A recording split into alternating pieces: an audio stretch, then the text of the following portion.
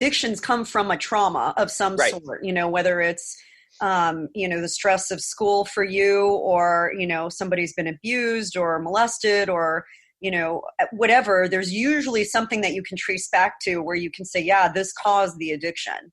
Oh yeah. Oh yeah. And if we talk about like the gut brain and we talk about the science and the physiology of it, you can curb these addictions, almost with your own brain, by like hacking your brain. And we talk about biohacking, right? We talked a Like, lot. I talked with Dave Asprey about that a lot in our interview on Bulletproof Radio. And it's so much of it is in your brain, but you have to feed your brain in a way that allows it to reprogram, right? yep. Reprogram the data, so to speak. So with the meditation that produced some immediate results, what came next? Because I imagine there was a series of things that led you down the road. Sure. So this Baba, we call him Baba, right? Babaji. Baba in Arabic means father. Oh, that's cute. Yeah, Baba. We say I like call my dad Baba. so we call a holy man Babaji. Oh, that's so cute, Babaji. You should say that too.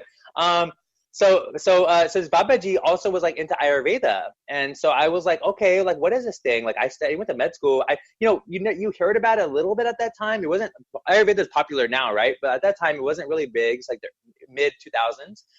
It was one of those alternative things, right? The kind of alternative people explore when they don't think that popping a pill makes sense. Which alternative, blasphemy, right?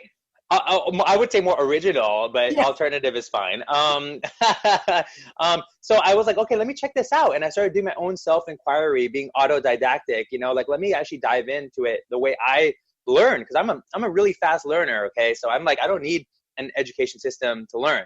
And so I got really into it. I dove in. And the more I learned and studied, I started practicing it on myself. And then I started sharing a lot of stuff online on Facebook. And I actually sorry to interrupt you, but what was the source of where you were learning from? Like, did you find a source that based on asking other people, or did you just kind of dive into the internet and find something that you trusted? How do you find that? I did the internet, but I went to a lot of libraries. I went to India and I went to India and studied there, and met some people. And then while I was sharing all this, I got invited to get a scholarship at a school here in Berkeley, California. That was an Ayurvedic school, and I got a scholarship.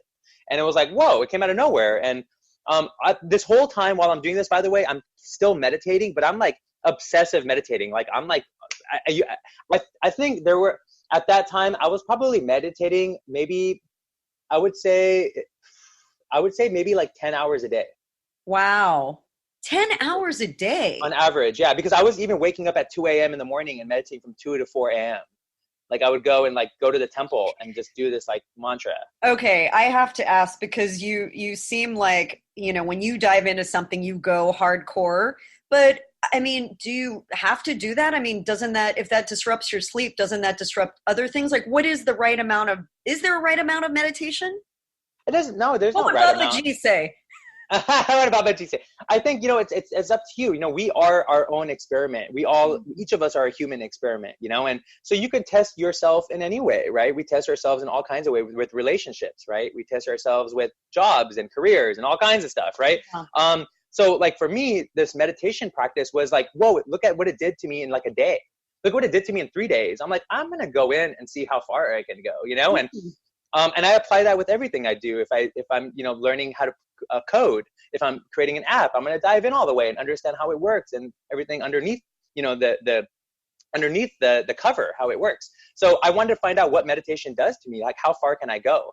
And so for me, it was like that, but also sleep and all those things. I kind of made it a priority to make the meditation first. And then the more I did that, these things opened up in my life. Like I ended up getting a career in education, and it just fell into my lap. And I must admit to you, a part of my love and my new addiction to meditation was that it also opens up doors to other things. Like, and almost in a mystical way, if you visualize while you meditate, things happen. Like, I mean, this is something we could talk about way more, but it's like a whole nother like subject. But like, when you visualize while you meditate, it's opening up all kinds of opportunities. And I hear this all the time because I think, everybody has their own form of meditation. Some people have no idea how to meditate. They don't think they have the patience to meditate. But I think you can start small with simply just taking a few moments. Some people call it meditation, some call it prayer, and Right. just be still, be quiet, be intentional, and not have it be this intimidating thing. And you're right, maybe this is a whole nother topic we'll have to roll into on how to meditate. But by finding that, let's just call it a space, a safe space for you to be able to then explore other things. How did that then lead you down the road of taking care of yourself instead of being self-defeating? That's a beautiful question. I think once you start, like, just taking that time just to look within, taking that time to, once you start practicing meditation, like especially like a mantra meditation, right, where you are repeating a mantra, you then can almost kind of create a baseline for your mind. And a lot of us, what is our baseline? That's something to think about, right? Like, what is your baseline mental state? Like, we don't really think about that often, but like, when our baseline mental state is something that's stable, that's even keen, then all of a sudden you can like go underneath that baseline state or maybe above it and start thinking about higher level or lower level things. So as I started meditating more, I started being able to observe myself more and observe my behaviors or maybe my patterns. And I started noticing how I reacted. And maybe instead of reacting to situations, I would meditate in my mind and nobody else would know. Like right now, I could be meditating with you when you're talking. Right. You wouldn't even know. And that's so great that you say that, because it doesn't have to be this, it can literally be like, I'm taking a beat to think and process before I then speak. Right. And trust, there's some intuition there too. Sure. I'll give you an example, right? I'm going to keep answering your question, but let's say you say I am and I can. I am and I can. Okay, so keep saying that, I am and I can, but say it under your breath, like in your mind. All right? So keep saying it. You're saying it, right? Mm-hmm. All right, cool. All right, so as I started, keep saying it. So as I started getting into, like the Ayurveda and everything, I started practicing on myself, and I started seeing how can I get stronger? How can I get wiser? How can I sleep better? How can I feel better? How can I also share that with others? It became almost like a game to me. Like I felt like I became my own video game. And instead of just being like medium level, I'm like, how can I become like Super Mario? And how can I get bigger and better and stronger? And it's just been an amazing journey because it's never ending, number one. And number two, it's like so much fun. Like when you get smarter, you sleep better, when your sex life is better, all these things, it's like everything else works out better. I mean, it just makes life so much more enjoyable to live. So I am and I can.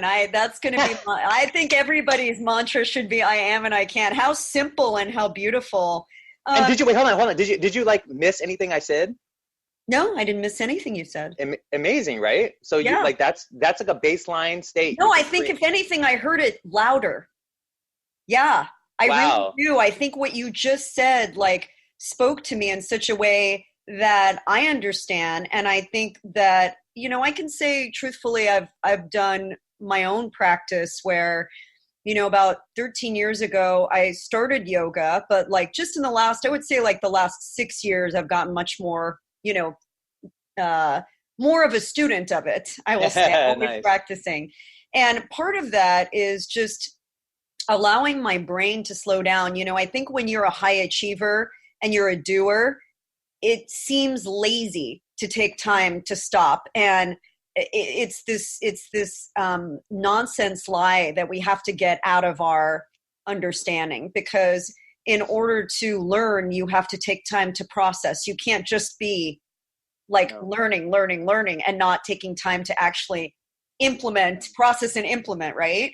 And one of the things that I really found that when I was making my own, turning the corner in my own health, was allowing myself to just be, and to know that being meant that I was like learning how to love myself again. Because when you have an addiction or you have an issue, like you really kind of become very disdainful of yourself Yes. Yes. and untrusting of everybody around you. So as this transformation started to happen, what other ways did you start to, maybe take care of yourself? And I'm going down the road of food because I have to. I really want to know, did the food practice, you come from a wonderful heritage of cuisine. Did the food practice come into play for you? And how did you notice that affecting your joy? Okay, so first I'm going to start with this. To each their own. Okay, to each their own. We all have to go on our own journeys for our gut health, right? And especially our gut brain health. We have to figure it out ourselves. But my particular journey, when I started studying Ayurveda, I started, one of the first things you learn in Ayurveda is take things out of your diet, and then reintroduce things into your diet and see what happens. And so I immediately took out alcohol. I took out meat. I took out, a lot of artificial, anything artificial. And I immediately started noticing benefits, and my gut health got better. And I today have no chronic illness in my gut, and a lot of that has to do. And I took all the medicine. I was in medical school, so I was taking the medications. I was trying all these different procedures, all these things. Nothing helped. Nothing worked. It was like, you're going to have it your whole life. And I don't have it anymore. And a lot of that has to do with me taking things out of my diet. Meat was a big thing. I know, and I went back to meat. I tested my body. 3 years later, I tried to eat meat again, and it didn't work, and I noticed that it made me lazier. It made me weaker. My recovery times were less, when I started eating meat. So I'm like, all meats, are we talking beef, chicken? Are we talking seafood too? Any animal protein? All meat. I will today. I'll eat if there's a healthy salmon or a healthy fish, I'll eat that. Yeah, wild caught, eating what it's supposed to be. Yeah, eating. I'm not religious about my food. But I just know what works. What else works? What you took out, but what else did you add in? Because to improve your gut health, there are certain practices that are important. Making sure you're eating a lot of probiotic rich foods, things that are cultured, fermented. Apple cider vinegar is a great way to do that. Getting lots of leafy greens, for example. Oh yeah. You can eat kefir and Greek yogurt and things like that if you're okay with dairy. But what did it for you? What did you add that you just felt like, whoa, my body's buzzing? Was there anything like that? So I'm really fortunate. I'm Punjabi. So I don't know if you know anything about Punjabis, right? We have our food is designed to be completely vegetarian, but super rich in everything, right? Mm-hmm. Proteins, carbs, everything you need, right? So being Punjabi, we had all the legumes, right? And I started eating more of my Punjabi food and eating less out, right? Mm-hmm. And so that would right there changed my gut diet so much. A lot of spice. Oh yeah, we have our stuff has turmeric and black pepper and clove and all kinds of stuff, right? You get good anti-inflammatory stuff. All the good, but we get it in our cooking, right? So you don't need to take supplements, right? And usually supplements you don't even get much of. You don't even digest much of supplements anyways, right? So when you cook it, it actually digests better in your body. Your gut is able to digest it. The microbiome is able to better absorb it. So I started just eating more of my food. Of course, I had to go back to my roots. And a part of that also was paying attention, what did my mom eat, when I was in her womb? My mom is a vegetarian, she's never ate meat in her entire life. She never drank alcohol. So what does she eat? Let me try to eat something close to that. And I learned that in Ayurveda, we should be connecting to what our ancestors have been eating, what was their diets like, I think this is maybe one of the most important things for people listening right now to understand. There are some core principles about food. And I talked a lot about them in my book, but everybody's so individual. Some people can eat meat and it's fine. Doesn't mean that meat is bad. It just means that you need to kind of just watch and see how it works for you. And meat is a broad category. It can be any animal protein. But I think, if you look at epigenetics and where we come from in our heritage, I'm Middle Eastern. Dairy doesn't work for me. Ever since I was a little baby, if I eat it, it really gives me a lot of indigestion. Let's just leave it at Yeah. that. But I can have sheep's milk. I can have Yeah. goat's milk. I can have, I eat more seafood because we're coastal. So Yeah. really take a look at that. Take a look at where your family came from. And if you're from the US, look at the seasonal things that are, indigenous to the area that you grew up in, because we do, there is that too. Yeah, there is that for sure. And I think, epigenetics also is goes